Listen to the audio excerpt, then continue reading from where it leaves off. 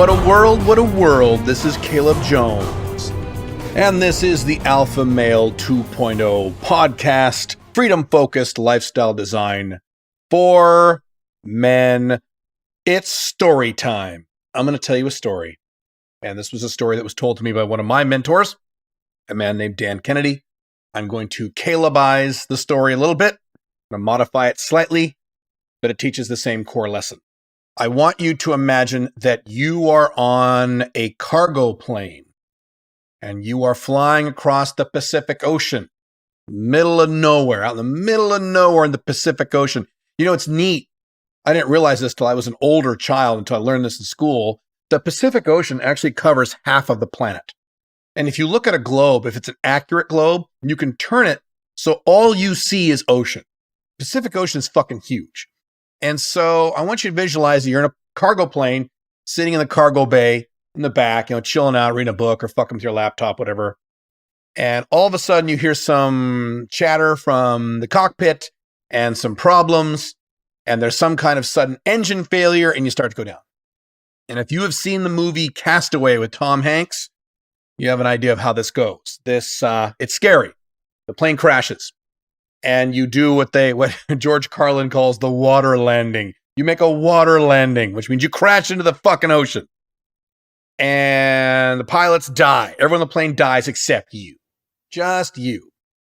And you're sitting there floating on a piece of flotsam in the middle of the goddamn Pacific Ocean. Now, here's the good news. The good news is that you were the navigator. You were like the cartographer for the trip. That's your natural skill. And you were studying the maps and the GPS just before the plane went down. So luckily, you know exactly where you are. You know exactly where you are in the ocean. And there are two islands that are maybe within swimming distance, but they're two very different islands. So the first island, that's only about a mile away, maybe 2 miles. You could swim 2 miles. You could pull that off. Mile and a half away or so. And that is a small island inhabited by the Fata tribe. And the Fata tribe is an interesting tribe. It's an indigenous tribe, and it is only women. It is a matriarchal society. So there's only women on this island. And the Fata tribe is unique in that they are all overweight and over the age of 40. So they're all older, fat women, the Fata tribe. And you're saying, okay, I could swim to that island, but there's another island. That island is 20 miles away. Could you make 20 miles? I don't know. So you're weak, you're scared. You're not at your best. You just fucking crashed in a fucking airplane. And could you swim 20 miles? I don't know. But here on that island is a different tribe, which is the Hata tribe. The Hata tribe is nothing but women. It's a matriarchal society, just like the Fata tribe. There's nothing but women. There's no men on the island. And the Hata tribe, all the women are under the age of 25. They're between the ages of 18 and 25. They're all young and they're all hot. They're smoking hot, beautiful bodies, perfect trim bodies, perfect tits, hips, ass, long hair. They spend their days bathing in perfume, and there's no men on the island, so they're horny as fuck. And you start thinking, man, holy fuck. I could swim to the Hata island, and not only would I be rescued, I'd be getting laid left and right. Oh, dude. So you have a decision to make. Which island do you swim to? Now, there are younger men and there are older men, and I'm about to generalize. As a matter of fact, I'm about to generalize wildly, but this is generally true. Generalities are usually generally true. Not always, but usually.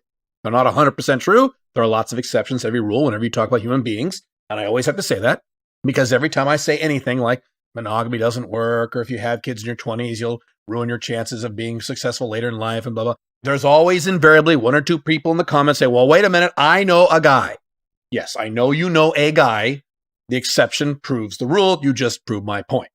So yes, there are always exceptions, but I'm going to generalize here, and I understand there are exceptions. But generally speaking, what a young man would do in that scenario is he would say, all right, Well, fuck the fata tribe. I'm not even going there. That's bullshit. I'm going to go for the hotta tribe. I'm going to swim that 20 fucking miles. Fuck yes. And he swims out there, and he swims, and he swims, and he swims, and then he gets eaten by sharks and he dies. Or there are no sharks, and he swims and swims and swims. He gets tired. He can't sustain it anymore. He can't even tread water, and he sinks and he dies. It's just too far away. What does the older man do? Well, older men are a little different than younger men. Older men have been around the block, and older men do not need to achieve and accomplish and kick ass quite like the younger man. They don't have the ego that a lot of younger men do. And if you are an older man, if you're over the age of 40, certainly over the age of 45, you can relate to this. When you were younger, you wanted to like fight and make things hard and struggle and battle for your success. And when you're an older guy, you just want success. You don't want to work too hard. You just want to sit on your ass and have success come to you. So here's what an older man would do in that scenario. The older man would leisurely swim the mile and a half to the fata tribe.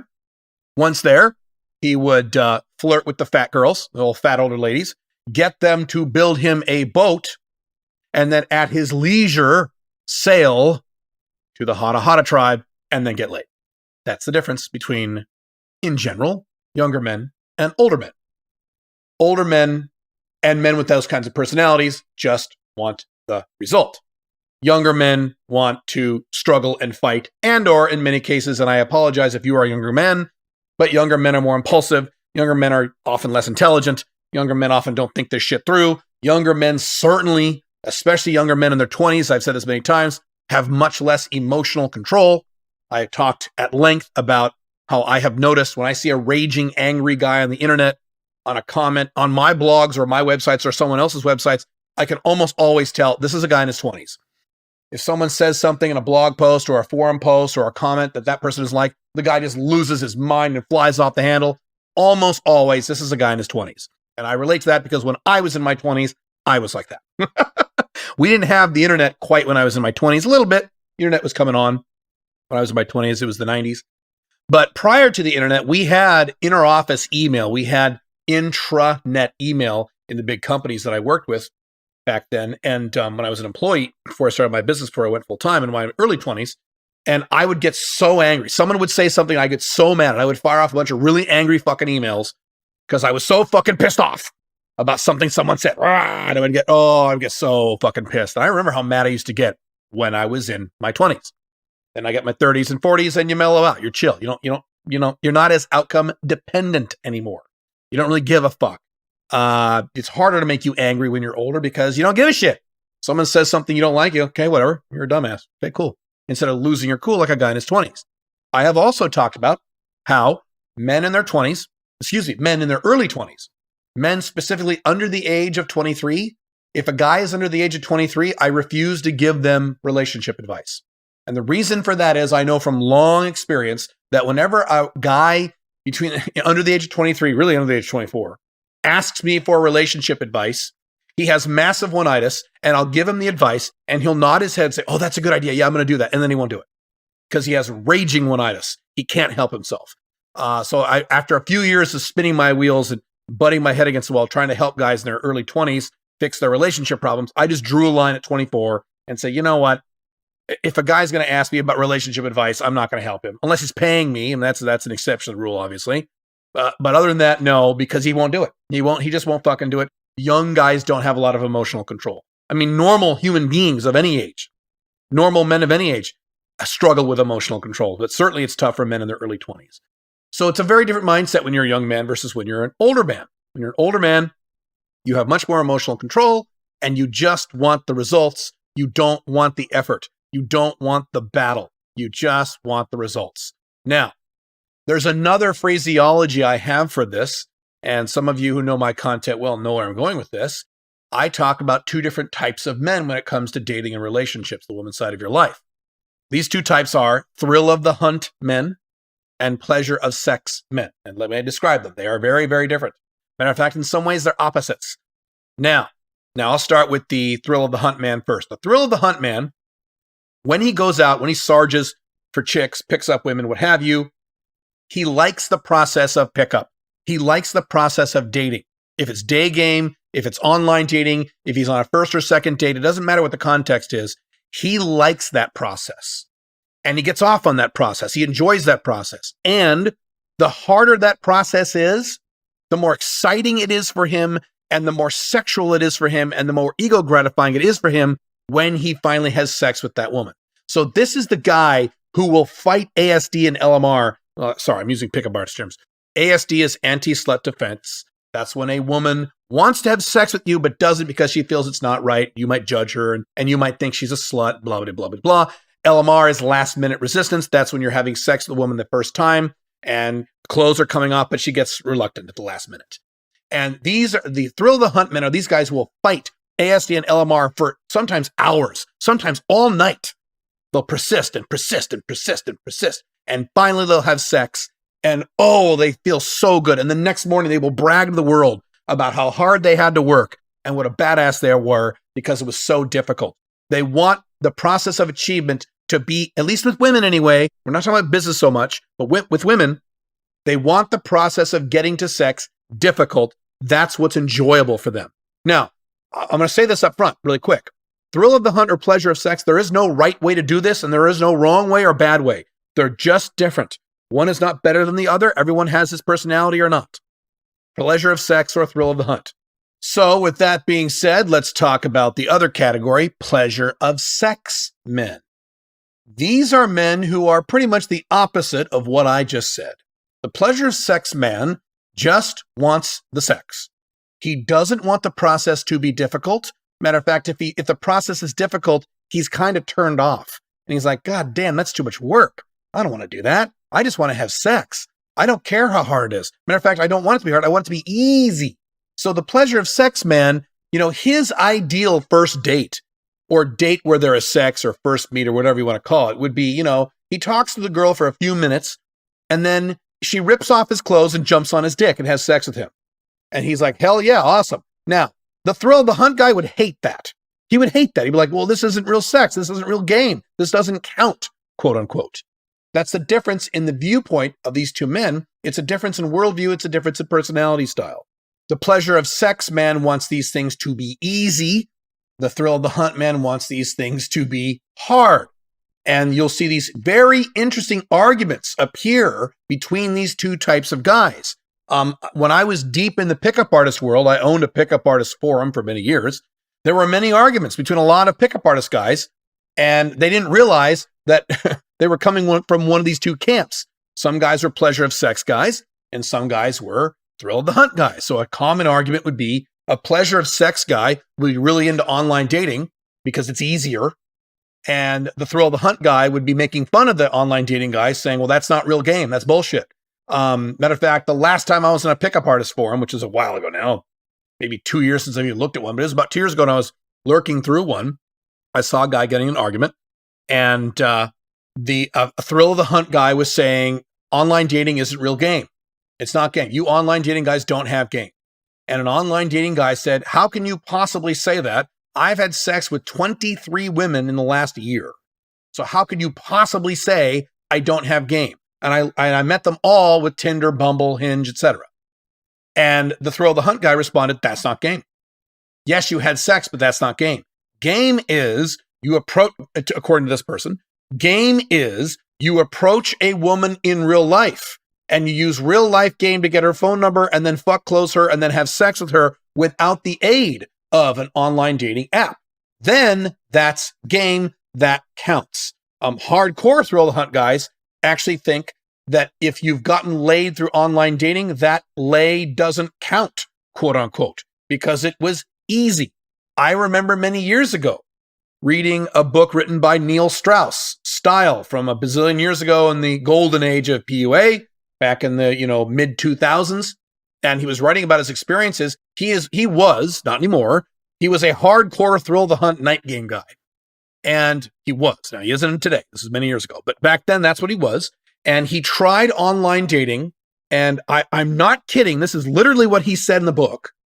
The book, if you were curious, is the book he wrote called Rules of the Game. He immediately had sex with 5 women and then got off the dating sites because, and I quote, it was too easy.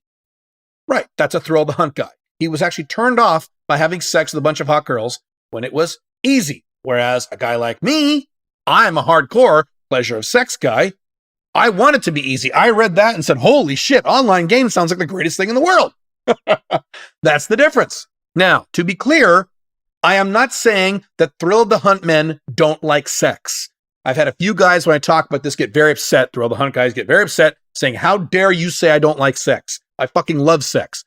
I'm not saying that Thrill of the Hunt guys don't like sex. They love sex. Some of them like sex even more than pleasure of sex men. The point is that sex is not their only objective. Overcoming an obstacle that is difficult is their objective. And I'm not saying that pleasure of sex men don't like sexual variety and aren't attracted to new and different women. They certainly are. The need for sexual variety is different than whether or not you are a hardcore pleasure of sex man or a Thrill of the Hunt man. There is a difference between those two things. Again, one wants it to be hard, the process of dating and pickup, and one wants it to be easy.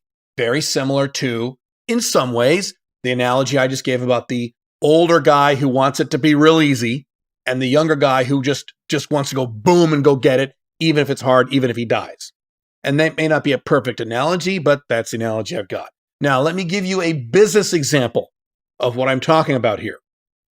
One of my mentors from afar, I have never met him, I've never spoken with him, but I've read a lot of his books, is a man named Robert Ringer. Matter of fact, Robert Ringer is probably my favorite all-time nonfiction writer. And his big book, he wrote way back in the 70s, is called Winning Through Intimidation. It is one of those classic success books that I think is recommended reading for most men.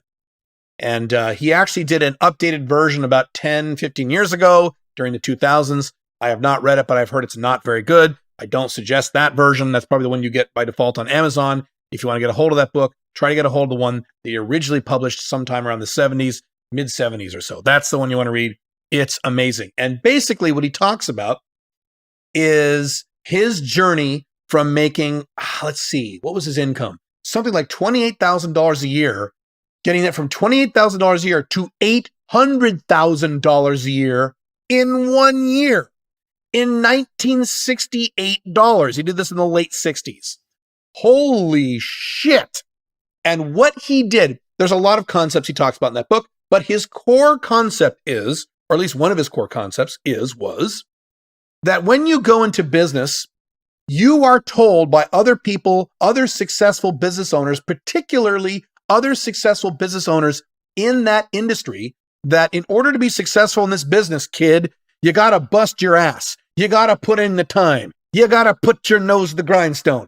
You got to work and work and work and work. You got to work for 10, 20, 30 years. And then someday, if you've busted your ass long enough and hard enough, like us, we, the gray-haired elders in the industry, then and then only can you be successful in this business. And he was saying that's horseshit. That it's completely false societal programming. That's bullcrap. You can actually anoint yourself as successful immediately. And you can immediately reach high levels of success without busting your ass for 5, 10, 15, 20, 27, 35 years. Because that is false. He didn't say this, but that was my interpretation. False societal programming. That's bullshit, he says. If you want to be successful, you can be successful next year. You don't have to put in all this time and effort and work. And again, in the business world, there are the equivalents of Thrill of the Hunt men and pleasure of sex men. There are men who just want the fucking money. I just want the fucking money. I just want it. I don't want to work hard. I just want the money. Now, I'm willing to work. That's a key distinction between the pleasure of sex business guy versus the wantrepreneur, the guy that sits around and reads on the internet all day and doesn't actually take any action. The pleasure of sex, quote unquote, guy in business actually puts in the action. But he's not putting in the action to overcome an obstacle and to be a better man and to build a wonderful business. No, he's in there for the fucking money. He doesn't want to work very hard. He just wants the results. And he wants those results as quickly and as easily as possible. And there are people in the business world who are kind of Thrill of the Hunt type guys. This would be like Gary Vaynerchuk type guys. These are guys who want it to be hard. They want to work 15 hours a day. They want to bust their ass 7 days a week for decades on end. They want to grind and grind and grind and grind because, God damn it, that's where they get their validation. That's what they like. That's where their ego comes from. And they love that stuff. They love working. They love grinding. Yes, they also want the millions of dollars. Yes, they also want the financial success. Yes, they also want the social accolades. They want all that stuff too, but that's not their only objective. Their other objective is to look back on their life and say, look at all this hard work I've put in over the last 15 years of my life. And here I stand on the hill and I've accomplished this because it was difficult. Again, one is not better than the other, although through that original story and maybe through this podcast, my bias is seeping through. I clearly have a bias because I'm clearly one of these types of men. I'm the guy who just wants the results. I don't want to work hard. I do work hard and I like working hard, but I don't work hard because I'm fucking bored. I don't work hard because I want to be a better businessman. I don't work hard because I need to accomplish some kind of obstacle or prove something to my dad. I want to work hard because I like money. I've said this to people. I like money. Every once in a while, I will get guys on my websites who are saying, you're just trying to make money off people. And I said, fuck yeah. That is exactly why I'm here. I am a capitalist running a business here. It is, and I've said this literally to people. It is my job to vacuum out as much money from your wallet and stick it into my wallet. That's why I'm here. I'm completely honest and congruent about that because I just want the money. Now, I want the money long-term, which means I have to build long-term quality relationships with a lot of people. I can't just sell garbage. I can't be a scam artist because a scam artist makes money for a brief period of time and then he's gone forever, or at least in another industry, because scam artists can't make long-term income streams. They get found out and people find out and then they stop buying their shit or they return their stuff. They have return rates of 30, 40% instead of 1% like what I've got. So I have to do the correct things in order to make that money, but I have no interest in busting my ass just to bust my ass. That goes for both my woman life and that goes for my business life. My ideal first date would be, and I'm not kidding here, I would meet a woman at a Starbucks. I would talk to her for about 10 minutes, maybe 5 minutes. I'd get a good look at her. Then I would immediately go to my place and have sex with her. And then when we're done having sex, this is within 5-10 minutes. I'm not kidding. Immediately have sex. And then when we're done having sex, then I would talk to her for a little bit. I wouldn't kick her out because I don't do one-night stands. I do long-term non-monogamous relationships. So I certainly want to get to know her, but I want to have sex first. I want it to be and I want her to be begging for it. I don't want to have to work hard for the sex. Again, I am the opposite of the thrill of the hunt, a pleasure of sex guy. I just want the sex. Same thing with my money. One of the many reasons. I went from 0 to a 6-figure income by age 27. I remember talking to the college recruiters who would come over to my house when I was in high school. My parents were terrified that I didn't want to go to college, and so they would try to convince me. So these college recruiters from like DeVry and various other schools like that would come over to my house and try to convince me about how going to college was such a great idea. Oh, Caleb, you put your nose to the grindstone, you put your nose to the grindstone, kid. In 25 years, you could be making $80,000 a year. Wouldn't that be great? And I'm like, I want to make $100,000 a year. I want to do it the next few years. And they would just kind of, blink their eyes. They say, well, you climb the corporate ladder and you bust your ass 35 years. And by the time you're 57, maybe you can make that kind of money. Yeah, go to hell. Fuck you. I made that kind of money by the time I was 27 because I just want the money. I don't want to work hard. Now, what if you are a thrill of the hunt guy? Let's end with that because I get a lot of emails from guys, a lot of questions for guys who say, hey man, I'm a thrill of the hunt guy. That's who I am. I like to hunt. I always am sarging. I always want new women. I'm always at the bars and clubs looking for new women. Even if I have 1 or 2 or 3 amazing women in my life, I still want to be on the hunt for new women. How do I build the Alpha 2.0 lifestyle? How do I settle down? How do I have a girlfriend? How do I have MLTRs? God forbid if I want to settle down and have kids, how the fuck do I do that? Well, here's the answer. It's not an easy answer, but here's the answer. You make it right. You integrate that into your lifestyle. So when you get down with a high-end MLTR or OLTR or OLTR wife, part of the deal you'll have to tell her is, look, I'm a thrill of the hunt guy. And instead of having 1 or 2 or 3 constant FBs or long-term FBs like Caleb does it, instead I'm going to have maybe 1 FB and I'm going to be constantly going out to bars and clubs or constantly on Tinder and Bumble looking for new girls because that's what I like. And you just make it work. And you devote time per week to do that. You devote time in your life to do that because when you stop doing that, when a thrill of the hunt man stops hunting, he starts getting pissed off. He starts getting uncomfortable. He starts getting antsy. He starts fucking up his life. So acknowledge who you are and what kind of man you are and do that. Now, obviously, if you're a pleasure of sex man like me, you need to do virtually the opposite. You need to get really, really good at building long-term relationships, which is what I'm really good at, because I don't want to go out and find new women all the time. I hate that. I don't hate it, but I don't like it. I'd rather just have several hot girls in my life who are long-term and consistent, so I don't have to do that. Matter of fact, that's where I am now. I really don't have to do online dating anymore. I mean, I do rarely for various reasons outside the scope of this podcast, but I don't need to. I'm good to go. And that's exactly what I've wanted my whole life. So you need to get to that point. If you're a pleasure of sex guy, if you just want the sex, you need to develop several women. 2 is okay. 3 or 4 is much better, plus a decent sized roster, as I talk about in my books, so that these women can sustain you for a long period of time. So you don't have to go back to Tinder and Bumble every once in a while. So you don't have to go out to bars and clubs, because you won't like that.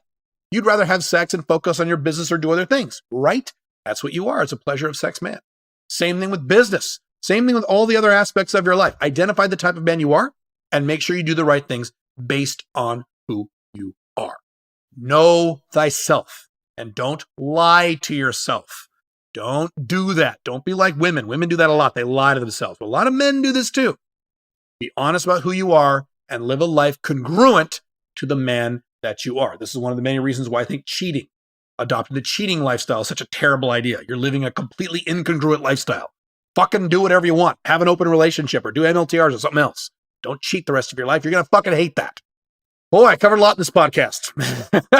Damn, dude. But that's the deal. I hope this has helped clarify a few things for you in terms of your own personality. And I will see you very, very soon. Bye.